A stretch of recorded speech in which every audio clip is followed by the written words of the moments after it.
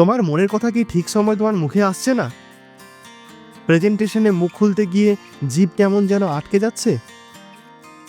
একটা কথা শুনে চমকে যাবে, স্মার্ট কথা বলা যায়, আর সেটা মাত্র 3টি ট্রিকেই। শুরুতেই বলছি, শেষ পর্যন্ত দেখো, তোমার জীবন পাল্টে যাবে। আমরা সবাই চাই মানুষ যেন আমাদের সম্মান করে, বন্ধুরা যেন বলে এই ছেলেটা বা মেয়েটা মাথা আছে, ভালো কথা বলে। কিন্তু বাস্তবটা কেমন? আলোচনার সময় মুখ শুকিয়ে যায়, ইন্টারভিউতে সহজ প্রশ্ন মাথা কাজ করে না, আর ভালো আইডিয়াও ঠিক করে বলতে পারি না। সবার সামনে কিছু বলতে গেলেই যেন বুক ধড়ফড় করে। তুমি একা না, এই সমস্যাটা হাজার হাজার মানুষের। এবং দুঃখের কথা, এই কারণেই অনেকের চাকরি মিস হয়, রিলেশনশিপ নষ্ট হয়, আর নিজের ওপর বিশ্বাসটাই হারিয়ে ফেলে। এটা কি তোমার সঙ্গে হচ্ছে? তাহলে এই ভিডিওটা তোমার জন্য, কারণ এবার সমাধানটা পাচ্ছ। আজকের যুগে শুধু ভালো কাজ করলেই চলবে না, তোমার কথা বলার ধরনই ঠিক করে দেবে তুমি এগিয়ে যাবে না হারিয়ে যাবে। একটা স্মার্ট উত্তর মানুষকে ইমপ্রেস করে, আর একটা ভুল শব্দ তোমাকে মুভ করে দেয় ব্যাক বেঞ্চে। ভাবো, একটা ইন্টারভিউ, তুমি জানো সব উত্তর, কিন্তু হোঁচট খাও ভাষায়, নিয়োগ আর হলো না। অথবা তুমি একটা টিমে কাজ করছো, তোমার আইডিয়া সেরা, কিন্তু ঠিক করে সেটা বলতে পারোনি, ক্রেডিট গেল অন্যের ঝুলিতে। তুমি কি এটা চাও?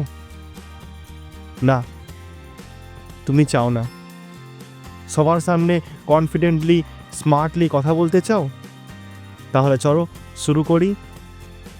এখন বলবো সেই 3টি magic trick. Trick 1, pause is পাওয়ার।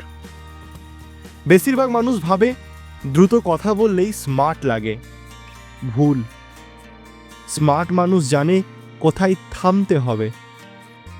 কথা বলার মাঝে মাঝে ছোট ছোট পজ নাও, এতে তুমি ভেবে নিতে পারবে পরের কথা, আর শুনতে খুব কনফিডেন্ট লাগবে। উদাহরণ, আমার মতে এই সমস্যাটার দুটো দিক আছে। পজ দিলে তুমি ঘাবড়ে যাও না, বরং মানুষ মনোযোগ দিয়ে শোনে। এটা হোঁচট না, এটা কৌশল।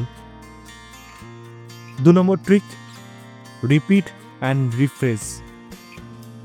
তুমি জানো একটা কথাকে দুভাবে বললে সেটা আরও স্মার্ট শোনায়। কোনো গুরুত্বপূর্ণ কথা বলার পর সেটা আবার নিজের ভাষায় ছোট করে বলো। একটা উদাহরণ দিচ্ছি, এই ফিনান্সিয়াল প্ল্যানটি আমার পরিবারের জন্য সবথেকে নিরাপদ মনে হয়েছে। মানে এটা রিস্ক ফ্রি এবং লং টার্মে ভালো রিটার্ন দেবে। ফলে তুমি শুধু জানো না, তুমি বোঝো, এটা প্রমাণ হয়, এবং তুমি একদম স্মার্ট লাগো। 3 নম্বর ট্রিক, মিরর দি লিসনার। তুমি যাকে বলছো তার স্টাইলটা একটু হলেও অনুসরণ করো। যদি কেউ ধীরে ধীরে কথা বলে, তুমিও একটু শান্ত হও। কেউ খুব এনার্জি নিয়ে কথা বললে তুমি একটু স্পিরিট আনো। এটা মনোবিদ্যার একটা টেকনিক, মিররিং।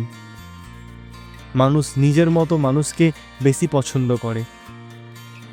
তুমি যদি শ্রোতার মতো হও, সে তোমার কথাই যুক্তি খুঁজবে না, বিশ্বাস করবে। স্মার্ট টকিং শুধু কথা নয়, কানেকশন। এই ম্যাজিক ট্রিকগুলো এখন জানা হয়ে গেছে, কিন্তু শুধু জানলে তো আর হবে না, ব্যবহার করো আজ থেকেই।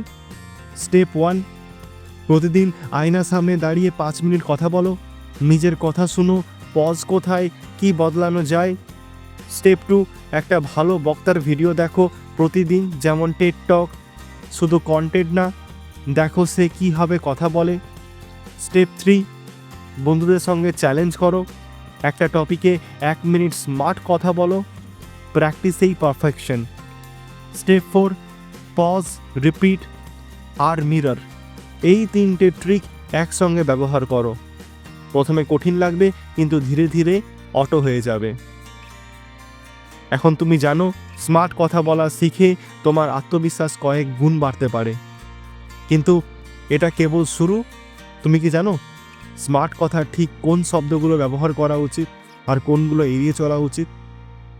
এই ভুলগুলো করলে তুমি যতই স্মার্ট হয়ে কথা বলো না কেন, কেউ গুরুত্ব দেবে না। এই নিয়ে আমি পরে ভিডিও নিয়ে আসছি, যেখানে আমি বলবো স্মার্ট লোকেরা এই 5টা শব্দ মুখে আনে না। ভিডিওটা ভালো লাগলে একটা লাইক দাও, কমেন্টে বলো তোমার কোন ট্রিকটা সবথেকে বেশি ভালো লাগলো, আর অবশ্যই সাবস্ক্রাইব করো, কারণ আমরা চাই তুমি তোমার সেরা ভার্সনে পৌঁছাও।